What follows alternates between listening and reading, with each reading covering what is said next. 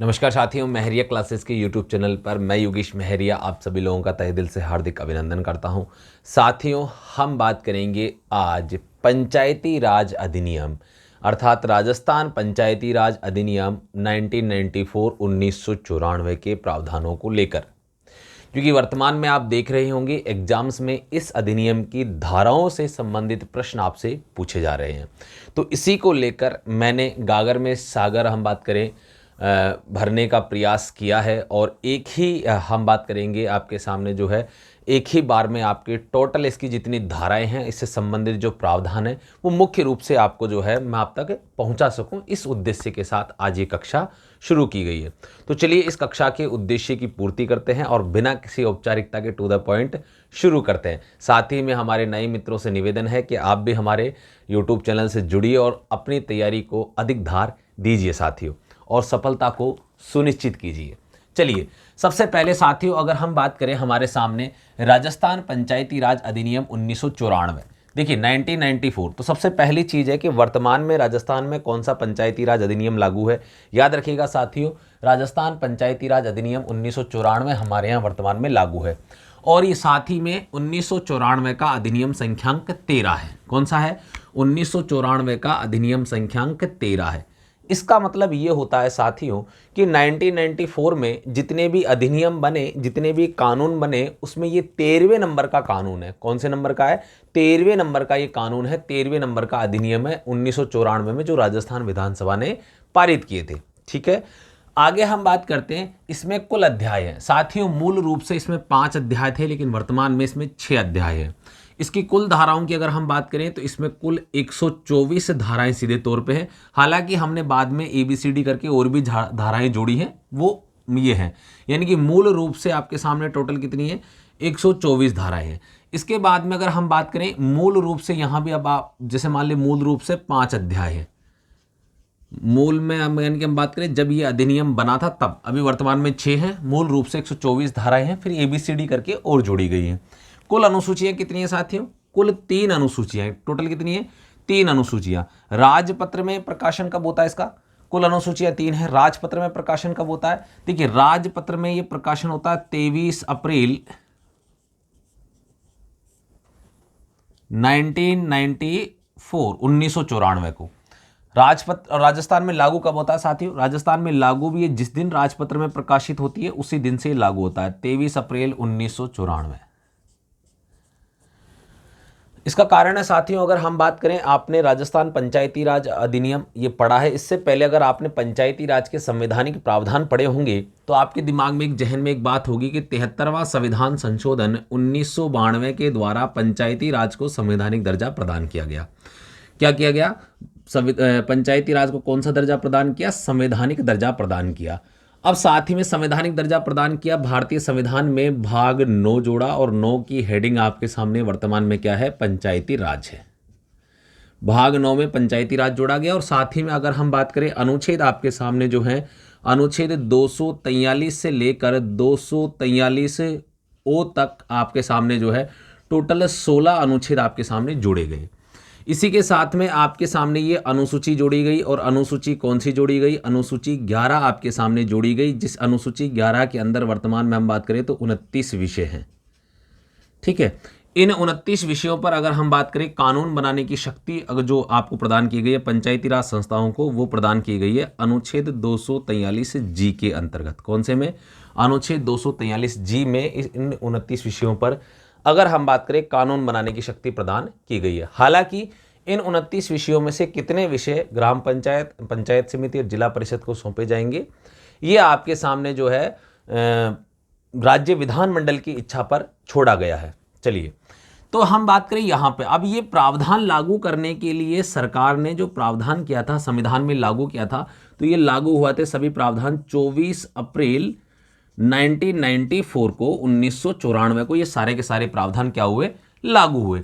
अब लागू हुए तो इसका मतलब ये हो गया कि इसके साथ में राज्यों को लागू करने के लिए सरकार ने संविधान में संशोधन करके उस समय कितना समय दिया था? 1 वर्ष का समय दिया राज्यों को लागू करने के लिए। अर्थात आप सभी लोग ये बात जानते हैं कि पंचायती राज जो है वो राज्य सूची का विषय था।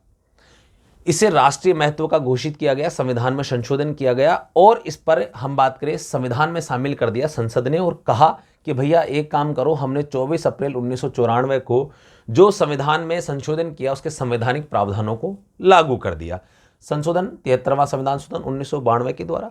अब इसको लागू करने की तिथि अलग होती है हमेशा, तो लागू किया 24 अप्रैल 1994 को और राज्यों को कह दिया कि अब आपको एक साल के अंदर किसी भी कंडीशन में अपने राज्य में ये पंचायती राज के प्रावधान लागू करने होंगे। अगर आप ऐसा नहीं करते हैं तो ये संविधान का उल्लंघन होगा।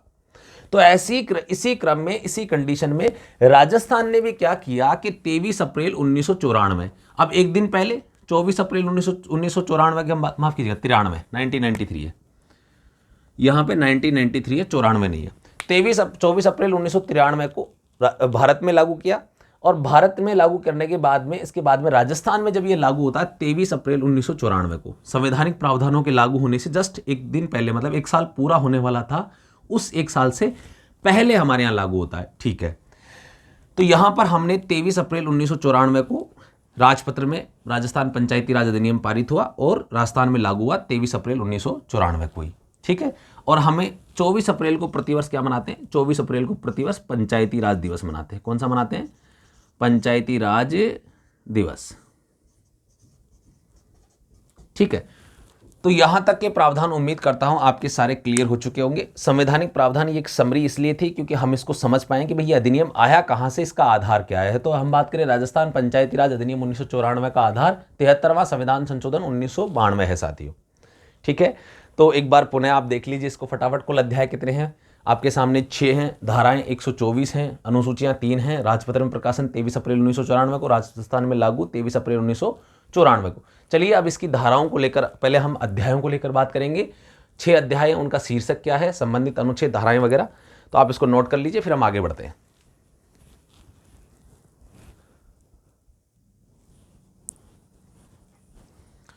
साथियों, इस अधिनियम में हमने बात की थी मूल रूप से कुल 5 अध्याय थे, वर्तमान में 6 हैं। अब हम आगे देखिए इसके अध्याय का नाम क्या है। देखिए पहले अध्याय का नाम है प्रारंभिक और धाराएं 1 से 2 तक। अध्याय 2 की हेडिंग है वार्ड सभा, जिसमें संबंधित धाराएं 3 से 8 तक। चौथा है 2A या 2A। देखो इंग्लिश में, हिंदी में लिखेंगे तो 2K लिखेंगे और इंग्लिश में लिखेंगे 2A लिखेंगे। ग्राम सभा, अगर हम बात करें अनुच्छेद 8K से 8N तक, ठीक है, यानी कि A से E तक। अब हम बात करें धाराएं होगी आपके सामने। तीसरा, अगर हम बात करें पंचायती राज संस्थाएं, तो धारा 9 से लेकर 91 तक। राज्य सरकार आदि और उनकी शक्तियां 92 से लेकर 107 तक हैं। और अंतिम अध्याय 5 आपके सामने प्रकीर्ण 108 से लेकर 124 तक है। यहां से आपके सामने प्रश्न क्या आता है? सिंपल सा प्रश्न आता है कि वार्ड सभा से संबंधित धाराएं कहां से कहां तक हैं। तो आपके सामने पता है कि 3 से 8 तक हैं। और अगर हम बात पूछ ले ग्राम सभा, तो 8K से लेकर 9 तक है। इसी प्रकार पूछ ले पंचायती राज संस्थाओं से संबंधित पंचायती राज अधिनियम में धाराओं का सही समूह है 9 से 11। इसी प्रकार आपके अन्य प्रावधान आपके सामने ऐसे कैसे 5 भाग हैं और ये 5 अध्याय आपके सामने हैं और इससे संबंधित ये धाराएं हैं। तो सबसे पहले हम इसको पूरे एक्ट को बहुत सिस्टमेटिक तरीके से पढ़ेंगे, जिससे भविष्य में बनने वाले सवाल भी आपके सारे कवर होंगे और आपका एक भी सवाल बाहर ना जाए, इस बात का विशेष ध्यान रखा जाएगा साथियों। तो आप इसको नोट कीजिए, फिर हम आगे बढ़ते हैं।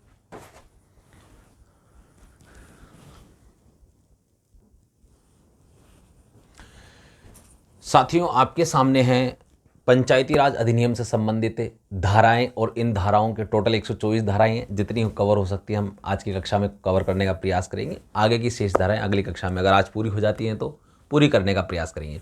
देखिए सबसे पहले अगर हम बात करें 124 धाराओं में आपसे सीधी धाराएं अभी वर्तमान में पूछी जा रही हैं। हालांकि आगे हम जो है इनका विवरणात्मक रूप में डिटेल में भी कक्षाएं लेंगे, एक एक धारा को हम आराम से पढ़ेंगे।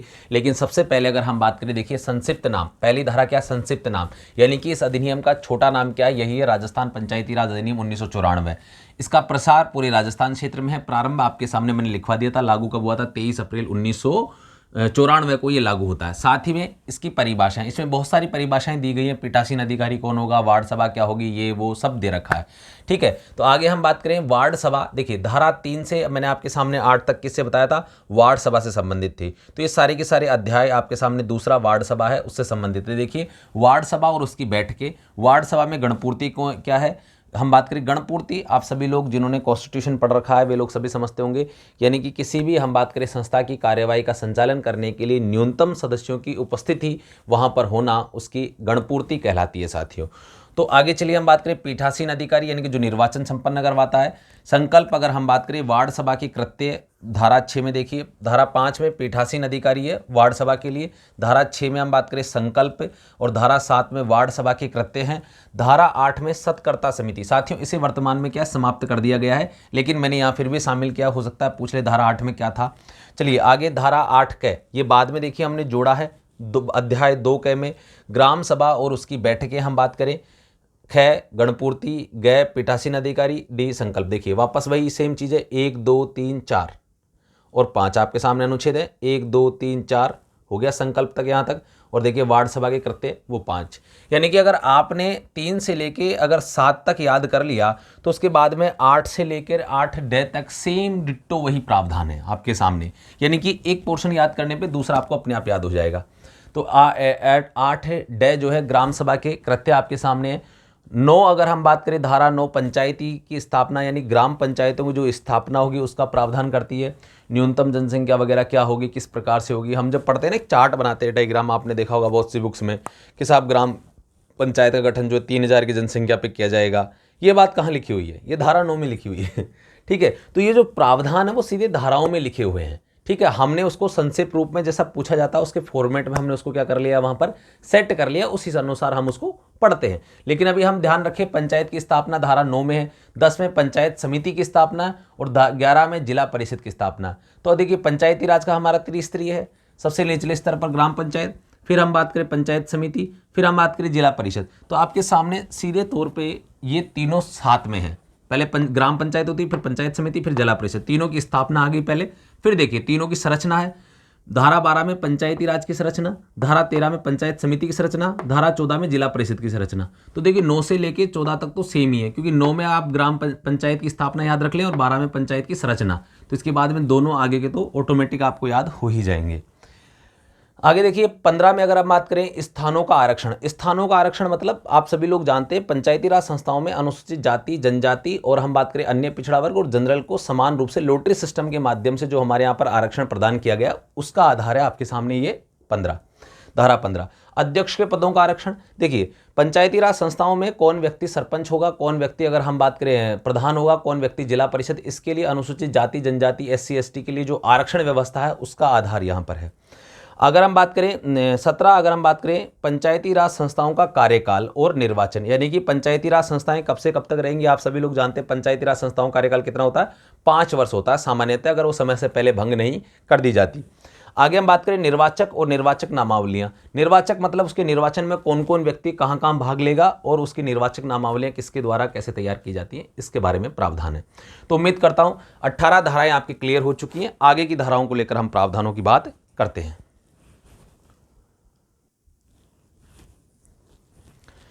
साथियों आगे की धाराएं आपके सामने कुछ इस प्रकार हैं। धारा 8, 18 क अगर हम बात करें मिथ्या घोषणा करना, यानी कि अगर कोई अभ्यर्थी अपने बारे में झूठी जानकारी देता है वह अगला है 18 ख निर्वाचक नामावलियों की तैयारी आदि से संसक्त, यानी कि निर्वाचक नामावलियों को तैयार किया जाना, मत देने का अधिकार, बिल्कुल ठीक है। और धारा 19 किसी पंच या सदस्य के रूप में निर्वाचन के लिए अहर्ताएं, मतलब बात करें हम पंच, वार्ड पंच बनना हो या सदस्य बनना हो तो उसके लिए योग्यताओं का निर्धारण यहाँ पर किया गया है। कतिपय स्थानों पर निर्वाचन के लिए विशेष अहर्ताएं, कुछ स्थानों के निर्वाचन के लिए विशेष योग्यताएं, जैसे हम बात करें जो हमारे अनुसूचित जनजातीय क्षेत्र हैं TSP, नॉन TSP, तो हम बात करें TSP क्षेत्र के लिए कुछ रिलैक्सेशन यहाँ पर प्रदान किया जाता है। आगे हम बात करें 19 ख किसी पंचायती राज संस्था में एक से अधिक स्थानों के लिए निर्वाचन लड़ने पर प्रतिबंध आपके सामने लगाया गया है। यानी कि कोई भी व्यक्ति जो है 2 स्थानों से चुनाव नहीं लड़ सकता पंचायती राज संस्थाओं में। जैसा कि हम बात करें राजस्थान विधानसभा या लोकसभा के चुनाव होते हैं तो एक एक व्यक्ति 2-2 सीटों से कैंडिडेट जो होता है चुनाव लड़ लेता है, लेकिन पंचायती राज संस्थाओं में एक व्यक्ति एक सीट का सिद्धांत था, वहीं से चुनाव लड़ सकते हैं साथियों। आगे चलिए, अगर हम बात करें धारा 20 किसी पंचायती राज संस्था की एक साथ या दोहरी सदस्यता पर निर्बंधन। यानी कि कुल मिलाकर कोई भी व्यक्ति, वही बात आ गई, कोई भी व्यक्ति एक साथ जो है 2 पदों पर नहीं रह सकता है, या हम बात करें 2 जगह से सदस्यता नहीं ले सकता है। पंचायती राज संस्थाओं में ऐसा नहीं है कि कोई व्यक्ति ग्राम पंचायत का सदस्य भी है और पंचायत समिति का भी सदस्य है, वह दोनों पदों पर जो है विराजमान नहीं रह सकता, केवल एक ही पद धारण कर सकता है। आगे देखिए, किसी पंचायती राज संस्था में अध्यक्ष या उपाध्यक्ष सदस्य या पद का संसद या किसी विधान सदस्य का पद और संसद या किसी राज्य विधानमंडल आदि के सदस्यता एक साथ धारण करने पर निर्बंधन। कुल मिलाकर जो भी हमारे यहाँ पंच सरपंच होगा, हम बात करें वार्ड पंच होगा, सरपंच होगा, अगर हम बात करें आपके सामने, और प्रधान होता है, उप प्रधान होता है, प्रमुख, जिला प्रमुख, उप जिला प्रमुख, पंचायत समिति सदस्य, जिला परिषद सदस्य, यानी कि तीनों संस्थाओं के सदस्य, तीनों संस्थाओं के उपाध्यक्ष हम बांध ले, तीनों संस्थाओं के अध्यक्ष हम बांध ले। ये सभी जो हैं संसद और विधानसभा, हम बात करें विधानमंडल के सदस्य, यानी कि दोनों जगह काम नहीं कर सकते हैं, यानी कि वो एक ही पद पर रहेंगे, एक साथ धारण नहीं कर सकते। यानी कि कोई व्यक्ति एमएलए है तो हो सकता है वो सरपंच भी हो, ऐसा नहीं हो सकता है, केवल वह एक ही पद धारण कर सकता है, या तो वह विधानमंडल का सदस्य रहेगा या वह हम आपके ग्राम पंचायत, पंचायत समिति, जिला परिषद का सदस्य ही रहेगा साथियों। आगे हम बात करें निर्वाचन अपराध। ठीक है, निर्वाचन के लिए अपराध घोषित किया गया जनप्रतिनिधि अधिनियम के अंतर्गत कौन कौन सी चीज़ें जो हैं इनके जो है चुनाव लड़ने की प्रक्रिया को बाधित करती है, प्रभावित करती है, कितना प्रतिबंध लगाया जा सकता है, क्या जुर्माना लगाया जा सकता है, सारे प्रावधान इसमें हैं। यानों, ध्वनि विस्तारकों आदि के उपयोग पर निर्बंधन। देखिए, आपने देखा होगा आचार संहिता लग जाती है, उसके बाद में अगर हम बात करें जो चुनाव होने वाला था उससे पहले सब बैनर पोस्टर वगैरह आसपास के सारे हटा दिए जाते हैं, जहां पर भी आपका निर्वाचन बूथ वगैरह संपन्न होता है, और आप उसके बाद में जो होता है आप रात्रि, या हम बात करें जिस दिन निर्वाचन है उस दिन आप चुनाव प्रचार प्रसार नहीं कर सकते हैं, ऐसा प्रावधान आपके सामने करता है साथियों। तो उम्मीद करता हूं साथियों यहाँ तक के सभी प्रावधान आपके समझ में आ चुके होंगे। समय कम होने के कारण सीधे तौर पे हम बात करें, अभी तो वॉच तो है नहीं, लेकिन ठीक है, मैं देख लिया टाइम, तो सीधे तौर पे हम बात करें समय कम होने के कारण आज की कक्षा में केवल इतना ही। एक बार पुनः अगर हम बात करें आपके सामने दूसरी कक्षा में प्रयास करेंगे कि पूरा ही हो जाए, संभवतः नहीं होता है तो 2 नहीं तो 3 पार्ट में आपके सामने ये पूरा धारा एक बार कंप्लीट होंगी, फिर एक एक धारा को हम आराम से विस्तृत रूप से पढ़ेंगे। तो उम्मीद करता हूँ आपको कक्षा पसंद आई होगी। साथ ही में अगर आप हमारे YouTube चैनल पर नए हैं तो आज ही हमारे YouTube चैनल को सब्सक्राइब करें, साथ में बेल आइकन को ऑल पे प्रेस करें और अपने सभी दोस्तों के साथ शेयर कीजिए साथियों। इसी के साथ आपका दिन शुभ हो और साथ ही में आप सफलता को प्राप्त करें, इसी कामना के साथ मैं आप सभी से विदा लेता हूँ। जय हिंद, जय भारत साथियों।